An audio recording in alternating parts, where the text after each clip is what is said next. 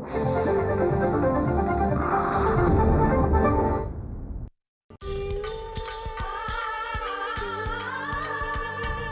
रात्र म्हणव्याची, ही रात्र तेजाची, ही रात्र म्हणव्याची, ही रात्र तेजाची. उठा पेटवा ग सारेच फलिते, नका घाबरू ग पाहून जळीते. उजेडाची आस, प्रकाशाचा ध्यास,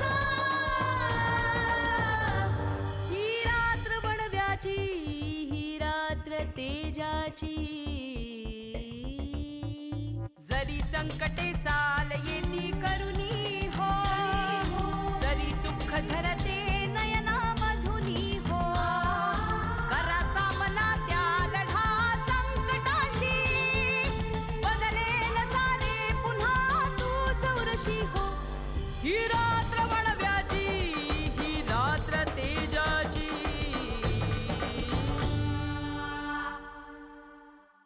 उगाच पराचा कावळा करू नको. है काही दिवस जरा शांत राहा. हं? जरा कासवासारखं पाय पोटात घेऊन शांत पडून राहा. जोपर्यंत भास्कर पाटील पोलीस कस्टडीत आहेत तोपर्यंत हिंदूराव सतत येणार, तिथे गडबड करण्याचा प्रयत्न करणार. केस अजून पूर्णपणे आपल्या हातात नाहीये. राजसत्ता हेच अंतिम सत्य आहे आणि आम्ही सत्ताधीश आहोत. हा संघर्ष असाच चालू राहणार. लोकशाहीमध्ये राजकीय व्यवस्था हा अत्यंत महत्त्वाचा घटक आहे,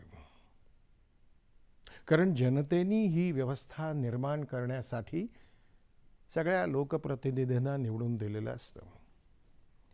त्यांनी प्रामाणिकपणाने, न्यायबुद्धीने आणि स्वार्थविरहित राज्यकारभार करणं हे जनतेकडून अपेक्षित असतं. म्हणजे जनता अपेक्षा करते लोकप्रतिनिधींच्याकडून.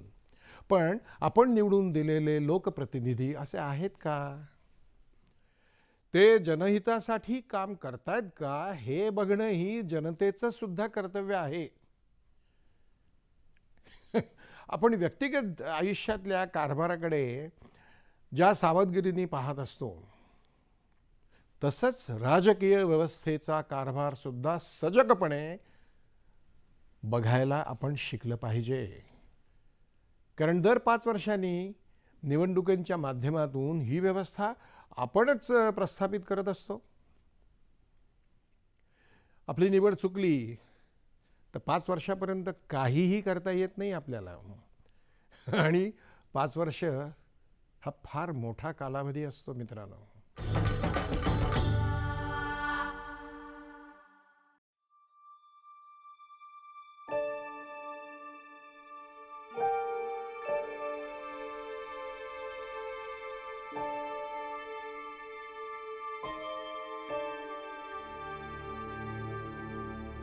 आई,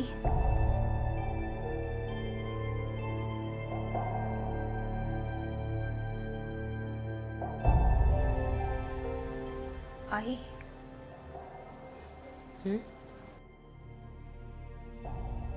गेले गुरुजी? हो. बाबांचे दिवस व्यवस्थित पार पडले असं म्हणाले गुरुजी. बाबांबद्दल कौतुकाने बोलत होते. म्हणाले पोलीस खात्यात असूनही एवढा सच्चा माणूस मिळणं विरळच. गुप्ते साहेब गेले हे खरंच वाटत नाही. मलाही नाही वाटत खरं. वाटतं आत्ता हाक मारून बोलवतात मला. आजूबाजूला घुमतोय त्यांचा आवाज.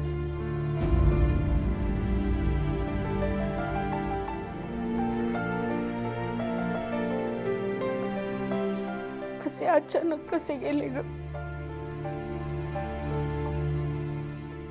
मला काही कळलंच नाही. बराच वेळ झोपले होते. 4-4दा हाक मारूनही उठेना. म्हणून बघायला गेले.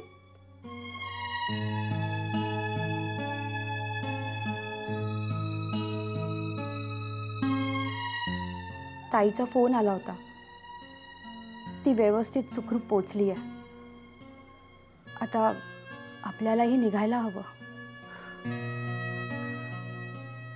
नाही अंजू, तू जा, मी इथेच राहते. इथे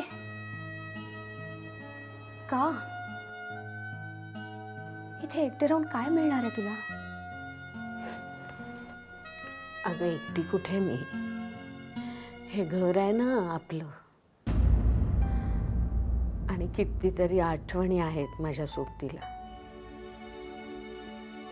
त्या सगळ्या आठवणी आठवताना दिवस कसे जातील कळणार सुद्धा नाही. आई अगं मी समजू शकते. अंजू, तुला आत्ता नाही कळणार मी काय म्हणते ते.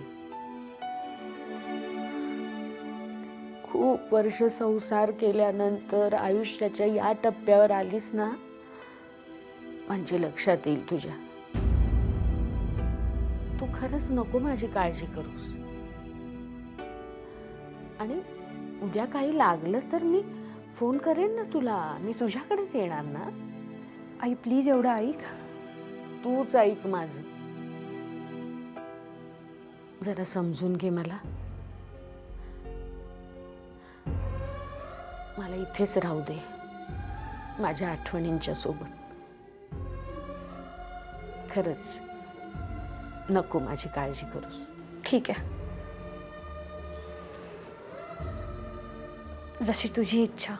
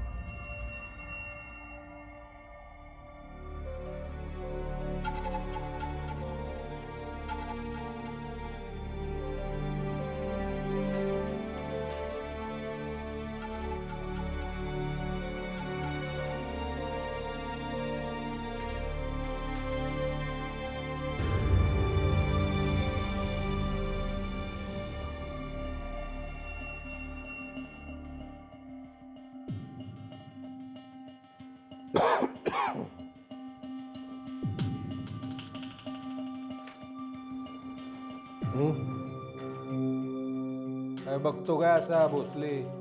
हा, काय नाही बघतोय पाटील साहेब, तुम्ही असे कसे अडकलात?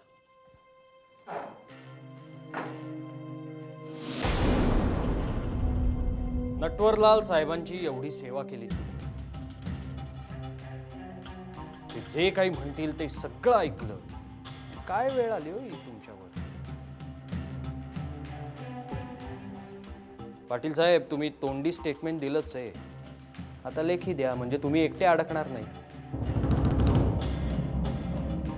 नाहीतर काय आहे, गुन्ह्याचं स्वरूप एवढं मोठं आहे की. ए बसल्या, तू काय घाबरवतोस का काय मला? तुला काय वाटलं मी घाबरीन आणि स्टेटमेंटवर सही करी? बसा मग जेलमध्येच. बसल्या, मी आमदार आहे हे विसरतोयस तू. नाही नाही नाही पाटील साहेब, अहो ते कसं विसरीन? म्हणून तर तुमची तोंडी जबानी घेतली ना. दुसरा एखादा असता ना तर एव्हाना पोपटासारखा पटापटा बोलून स्टेटमेंट देऊन मोकळा झाला असता. अहो आमच्या पोलीस खात्याचा खाक्याच आहे असा.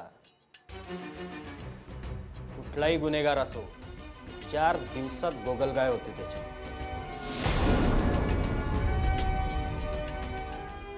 पाटील साहेब, तुम्हाला बाहेर पडायचं असेल तर स्टेटमेंट द्यावंच लागेल. तोंडी स्टेटमेंटमध्ये तुम्ही कबूल केलंय नटवरलालच या सगळ्या गुन्ह्याला जबाबदार आहे म्हणून. आता तसं लेखी द्या, सही करा, म्हणजे तुम्ही मोकळे ना आम्ही मोकळे ना. ए बसल्या, तू स्वतःला लय शहाणा मला येडा समजतोस का? हा, चुकून बोललो मी ते. नटवरलाल साहेबांचं नावच नव्हतं घेतलं मी. जा, तुला काय करायचं ते कर. ठीक आहे. जाधव, साहेबांची फाईल काढ जरा. या, आले तुमचे मित्रवर्य. या जावडे साहेब या.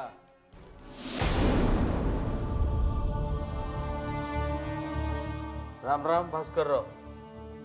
राम राम काय करतो? राम म्हणायची वेळ आली माझ्यावर. भास्करराव, अरे साहेबांनी मला बी हात धावलाय. म्हणजे? अरे आदिवासींच्या मदतीसाठी व्यापाऱ्यांच्याकडे पैसे गोळा केले होते ना बघ. हां, त्याचं काय? ती बॅग मला मिळालीच नाही असं म्हणतात. आता व्यापाऱ्यांनी काय उत्तर द्यायचं? भास्कर, अरे माझी तर इथवर फाटली आहे बघ. आणि तो आदिवासींना मदत करायचा कार्यक्रम तो बी रद्द करून टाकलाय. मला काय करावं काय सूचना झाले. अरे व्यापारी माझ्या घराकडे चक्रा मारायला लागल्यात. म्हणून मी तुझ्याकडे आलोय. अरे जावड्या, नागड्यापाशी उघडे नेऊन काय उपयोग? इथं मीच आधी बुडालोय. इथं मला सूचना काय करायचं ते. तो हिंदूराव पण इकडे फिरके ना. काय पण कर, मला इथनं बाहेर काढ बाबा. साहेबांना सांग. प्रयत्न करतो. खरंच कर, नुसतं तोंड देखील नको बोलू. बघतो. जावड्या, येत जा आदनमधनं. हां होय. आणि साहेबांना सांग, हातापाया पडून सांग, मला सोडवा म्हणावं. हां, करतो. प्रयत्न करतो. प्रयत्न करतो. हां, साहेबांना सांगा. भास्कर, अरे तू सोडलं तर प्रयत्न करणार नव्या. तू काळजी करू नको.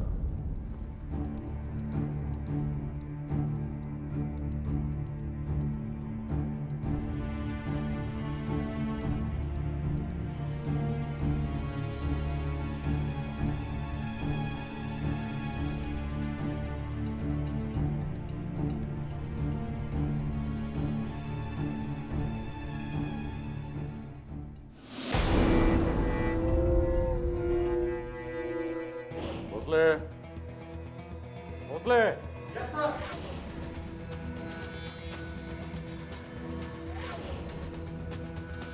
सर, उघडा.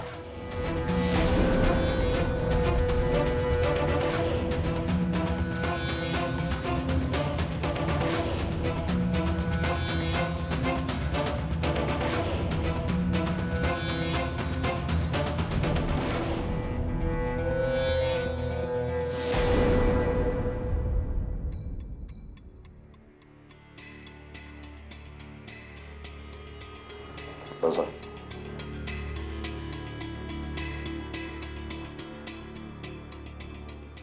अहो इंदुराव, हसताय कशा पाय?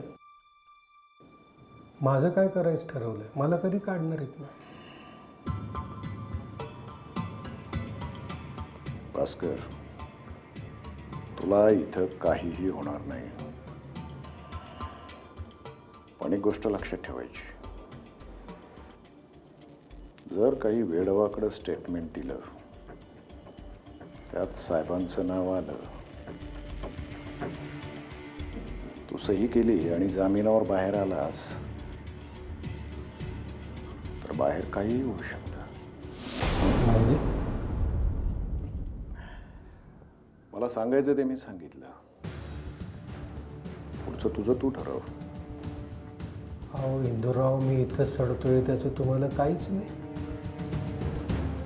हां, काय राव, तुमची एवढी बडदास्त ठेवली, हाऊसमौज पुरवली, पण तुम्हाला त्याचं काहीच नाही.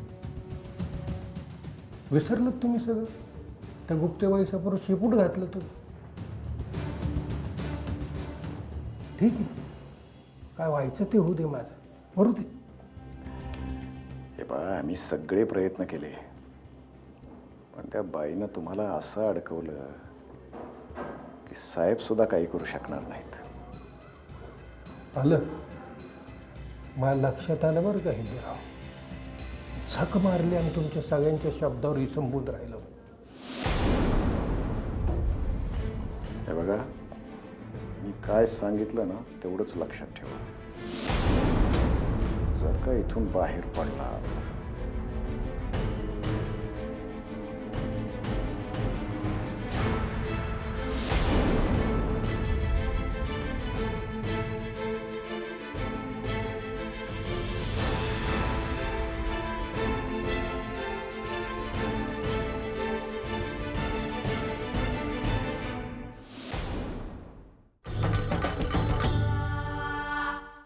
सगळं अचानकच घडलं.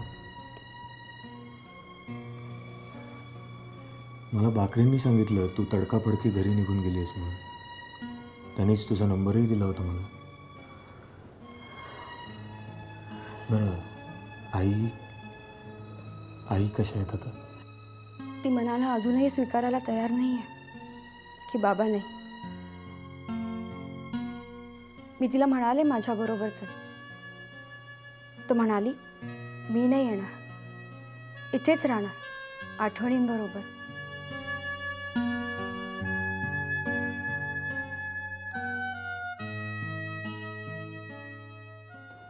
बसा ना. कधी आलात? आत्ताच थोडा वेळ झाला. तुम्ही उभे का? बसा. तुम्ही बोलत बसा, मी चहा आणते. आई नको प्लीज. हो, असं कसं?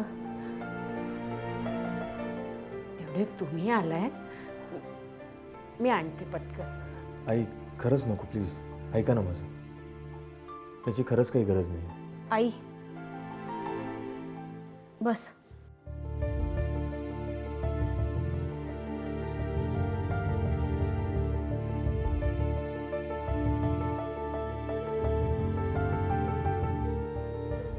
हे असताना तुम्ही आला असतात तर यांना खूप आनंद झाला असता. आई आता यावेळेला मी हे काय बोलतेय असं कदाचित वाटेल तुम्हाला, पण मला तुम्हाला काही सांगायचं आहे. यांना फार काळजी होती हो अंजलीची. म्हणजे आपल्या डोळ्या देखत तिचं लग्न व्हावं अशी इच्छा होती त्यांची. खरंच तुमचं खूप कौतुक होतं त्यांना. खूप बोलायचे तुमच्याबद्दल नेहमी. तुम्ही अंजलीला केलेली मदत, पेपरमधून सतत केलेली तिची पाठराखण, अगदी भरभरून बोलायचे नेहमी. आई अगं खरंच सांगते मी. खरं तर हे केव्हाच बोलायला हवं होतं मी या आधीच, पण आई आपण नंतर बोलू या विषयावर. बोलू दे मला. अजय, तुम्ही दोघं एकमेकांना लहान असल्यापासून ओळखता. चांगले मित्र आहात एकमेकांचे. तुमचे विचारही जुळतात. तुम्ही दोघं हुशार आहात, समजूतदार आहात. मग काय हरकत आहे? सॉरी आई, आपण खरंच या विषयावर नंतर बोलूया प्लीज. का नंतर? का आत्ता का नाही? मग पुन्हा वेळ मिळेल नाही मिळेल, आत्ताच बोलूया ना आपण. म्हणजे प्रसंग आज हा असा असला तरी ही गोष्ट सुद्धा तेवढीच महत्वाची आहे ना.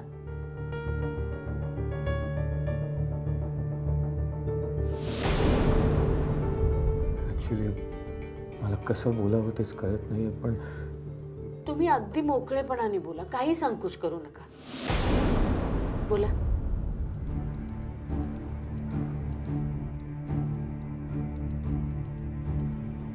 आई, मी आणि अंजली एकमेकांना अगदी लहानपणापासून ओळखत असलो, आम्ही चांगले मित्र असलो तरी देखील आता आमचं आय एम सॉरी. निदान माझं तरी लग्न करायचं वय नाही उरलेलं. जुनं प्रेम आठवून लग्न करूया असं खरंच नाही वाटत मला. त्यापेक्षा आम्ही दोघंही आयुष्यभर चांगले घट्ट मित्र म्हणून राहू ना.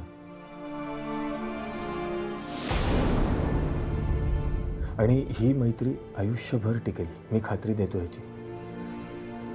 पण लग्न, तुम्हाला पटतंय ना मी काय म्हणतोय ते? प्लीज समजून घ्या.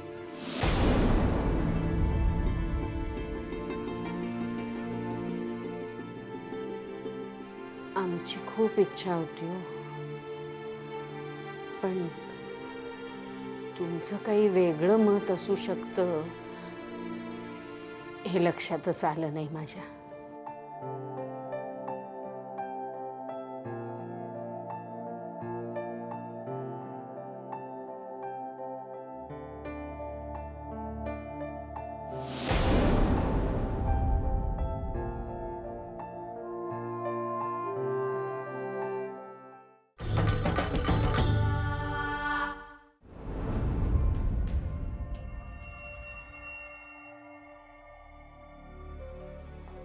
साहेब, चितळे साहेब मुंबईहून आपल्याला भेटायला आले. त्यांना आज पाठवू? पाठव. यस.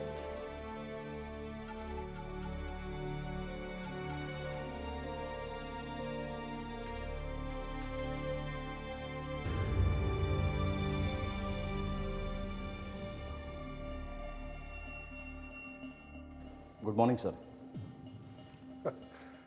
या या या चितळे साहेब, बसा.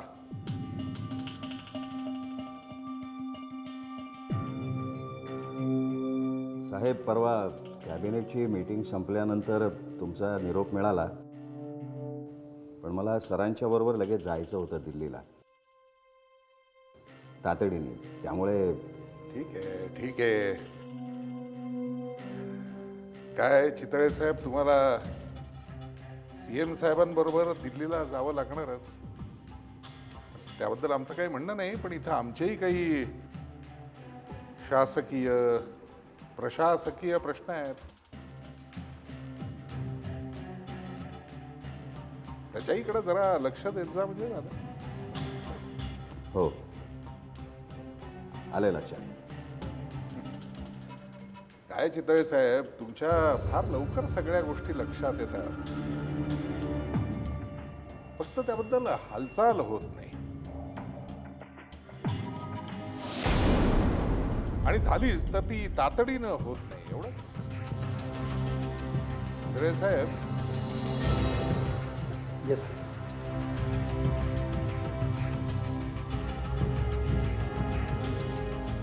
त्या अंजली गुप्तेला तुम्ही विराटनगरला जिल्हाधिकारी म्हणून आणल्यापासून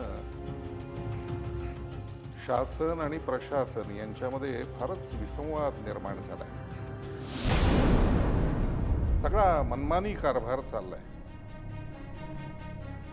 पालकमंत्री म्हणून आजवर मी हे सगळं सहन केलं, पण इथून पुढं नाही. त्या अंजली गुप्तेची इथून तातडीनं बदली झाली पाहिजे. काय कुठं पाठवायचं तिथं पाठवा तिला, पण विराटनगरला मला ती नकोय. तिची तातडीनं बदली करा. साहेब, तिची कुठल्याही परिस्थितीत इथून बदली करा, तिला हलवा. साहेब, जळितग्रस्तांचं प्रकरण फार पुढे गेलंय. ते आणखी पुढे जाण्याच्या तिला हलवा. लोकांच्या रिॲक्शन्स खूप वाईट उमटतील. लोकांचा सोडा हो. काय 4 दिवस बोलतील आणि हळूहळू विसरून जातील. अंजली गुप्ते कलेक्टर म्हणून राहिली काय आणि नाही राहिली काय, त्यांना काय फरक पडतोय? तुम्ही तिच्या बदलीचं बघा, बाकी सगळं मी बघून घेतो. नाही, मला वाटतं आपण थोडी घाई करतोय. हे बघा, त्याचे जे काय परिणाम होतील ना, त्याची जबाबदारी मी स्वीकारेन. तुम्ही फक्त गुप्तेबाईंची बदली करा. साहेब, गुप्तेबाईंना विराटनगरमध्ये येऊन अजून 1 वर्ष सुद्धा पूर्ण झालेलं नाहीये. इतक्या लवकर त्यांची बदली करायची म्हणजे कारणं ही तशीच ठोस हवीत ना. तर कोणी कारणं विचारली तर काय कारणं देणार आपण? चितळे साहेब, मला वाटतं तुमच्यासाठी फार मोठी बाब नाहीये.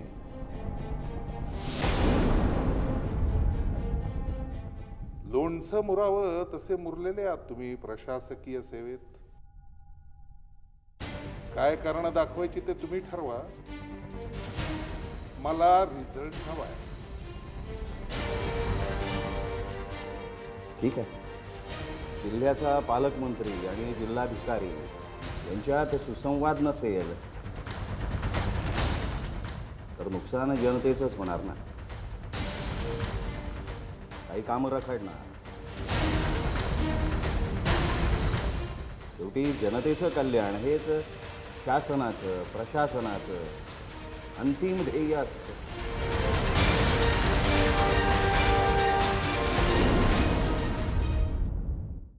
आज राजकीय व्यवस्थेमधली माणसं पाहिली, त्यांचं बोलणं ऐकलं की मन बुद्धी निराशेने ग्रासते. 5 वर्षापूर्वी अतिशय गरीब घरातून आलेला पण जनतेसाठी काम करेल असा, ज्याच्याबद्दल विश्वास वाटला असा साधा नगरसेवक 5 वर्षामध्ये करोडो रुपयांच्या संपत्तीचा मालक होतो. ही संपत्ती येते कुठून? राजकारण करणाऱ्या प्रत्येक व्यक्तीला जनतेने असा प्रश्न विचारायला हवा की why are you in politics? Why? राजकारणात येण्याचा तुमचा हेतू काय आहे? हा प्रश्न सजग जनतेनी या प्रतिनिधींना विचारायलाच हवा. कारण असे चोरून पैसे मिळवणं, सत्तेच्या आडून बेकायदेशीर व्यवहार करणं, अनियंत्रित सत्तेचा वापर करून जनता जनार्दनावर अन्याय करणं हे असले हेतू असतील या लोकप्रतिनिधींचे, तर तो लोकशाहीला सगळ्यात मोठा धोका असतो आहे. So we have to ask the questions. Why you are in politics? कारण हा प्रश्नच व्यवस्था परिवर्तनाचा मर्मबिंदू आहे, केंद्रबिंदू आहे. भ्रष्टाचारमुक्त व्यवस्था हीच आजच्या काळाची मित्रांनो सगळ्यात मोठी गरज आहे. आणि ती निर्माण करण्यासाठी राजकारणामध्ये येणाऱ्या प्रत्येक माणसाचा हेतू, त्याची शुद्धता, याची नेमकेपणाने पाहणी करणं, त्यावर नजर ठेवणं जनतेने, ही आजच्या काळाची नितांत गरज आहे. जनतेला कसं समजावायचं ते आम्हाला चांगलं कळतं. ठीक आहे, 4 दिवस विचार करेल आणि सोडून देतील. हे बाकी खरंच खूप छान केलं बरं का साहेब तुम्ही. अहो नरड्यावर टाच आणली होती त्या बाईनं. धड श्वास घेऊ देत नव्हती होती गुप्ते बाई. अजय पोतनीसनी या बदलीच्या विरोधात जनमत गोळा करायचं ठरवलं. ते जनमत जर उभं राहिलं आणि वरनं जर दबाव वाढला आणि ही बदली जर कॅन्सल झाली तर हा पेढा कितीत पडायचा आपल्याला? पॉलिटिकल पॉईंट ऑफ व्ह्यूने होणाऱ्या या बदल्या या सगळ्यात आधी थांबवलंच पाहिजे. खुर्चीवर बसणाऱ्यांना नीट कामच करता येत नाही ना. मुक्तपणे, निर्भयपणे सारखी आपली डोक्यावर बदलीची टांगती चालवणार, हे तरी काय करणार?